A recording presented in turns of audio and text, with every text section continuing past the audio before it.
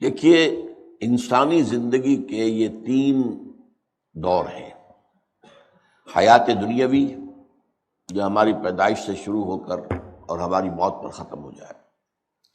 پھر حیات برزخی موت سے لے کر قیامت کے دن تک، اور پھر حیات اخروی ہے قیامت میں ریزریکشن کے بعد سے وہ زندگی جو ہے جو جنت یا دوزخ کی ہے۔ اس میں ان دونوں زندگیوں کے بارے میں تفصیل سے کوئی بات کرنا بالکل غلط ہے، اور اس سے فتنے پیدا ہوتے ہیں۔ ظاہر بات ہے کہ قبر، جسم تو قبر میں رہتا ہے، اس میں تو کوئی شک ہی نہیں ہے۔ روح کہاں جاتی ہے؟ کیا وہ بھی قبر ہی میں رہتی ہے یا کہیں اور چلی جاتی ہے؟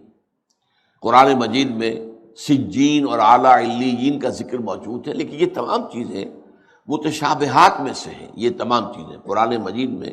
سورہ آل عمران کے شروع میں بیان کیا گیا ہے کہ ہم نے یہ کتاب اتاری ہے،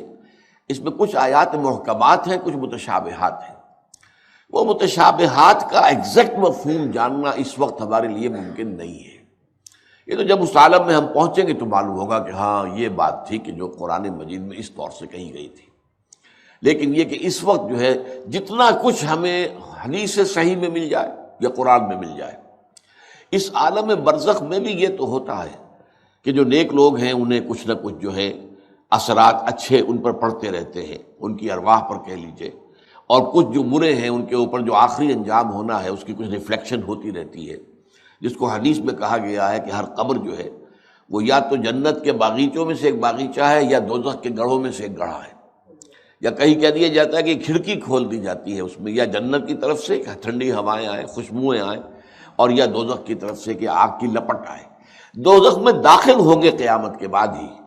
اور جنت میں داخل ہوں گے قیامت کے بعد ہی، لیکن اس کے کچھ آثار پڑنے شروع ہو جاتے ہیں، وہ جس کو انگریزی میں آپ کہتے ہیں coming events cast their shadows before, بعد میں آنے والے واقعات جو ہیں ان کے کچھ سائے جو ہیں پہلے سے آنے شروع ہو جاتے ہیں۔ تو اسی طرح سمجھیے کہ جو کچھ آخرت میں کسی انسان کے ساتھ ہونا ہے اس کا ایک عکس جو ہے وہ عالم برزخ میں شروع ہو جاتا ہے۔ اسی لیے قرآن مجید میں یہ بھی آیا ہے کہ یہ جو آل فرعون تھے یہ صبح و شام جہنم پر پیش کیے جاتے ہیں، اور قیامت کے دن پھر کہہ دیا جائے گا ادخلوا آل فرعون النار، ان کو داخل کر دو آگ کے اندر۔ تو یہ اس حد تک، باقی یہ ہے کہ تفصیل میں جانا، ہاں ایک رائے ہے، یہ شاہ ولی اللہ دہلوی رحمۃ اللہ علیہ کی ہے، اگر ان کی رائے نہ ہوتی تو میں اسے بیان بھی نہ کرتا، لیکن یہ کہ وہ ایک بہت بڑے محدث اور بہت مفکر اور دین کے فلسفے سے بہت بڑے واقف انسان تھے۔ انہوں نے کہا کہ جو اولیاء اللہ ہوتے ہیں، اللہ کے نیک بندے، اللہ کے بندے، ان کے انتقال کے بعد ان کی روحوں کو بھی اللہ فرشتوں کے طبقہ اسفل میں شامل کر دیتا ہے۔ یہ فرشتے ہیں نا، اس وقت بھی موجود ہیں۔ ابھی شاید اگلے ہی جمعے میں وہ حدیث جو ہے اس کا بیان آئے گا کہ جب بھی کسی گھر میں، اللہ کے گھر میں کچھ لوگ اس لیے جمع ہوں کہ اللہ کی کتاب پڑھیں اور سمجھیں اور سمجھائیں، تو ان کے اوپر فرشتے گھیرا ان کا ڈال لیتے ہیں، اور ان پر اللہ کی طرف سے سکینت نازل ہوتی ہے اور رحمت نازل ہوتی ہے، اور اللہ ان کا ذکر کرتا ہے فرشتوں کے پاس، دیکھو میرے بندے، تم کہتے تھے یہ فساد مچائے گا، دیکھو یہ بھی تو ہے نا جو میرے کلام کو پڑھنے کے لیے میرے گھر میں جمع ہیں۔ تو فرشتے ہیں موجود، ہم میں سے ہر ایک کے ساتھ 2 فرشتے موجود ہیں۔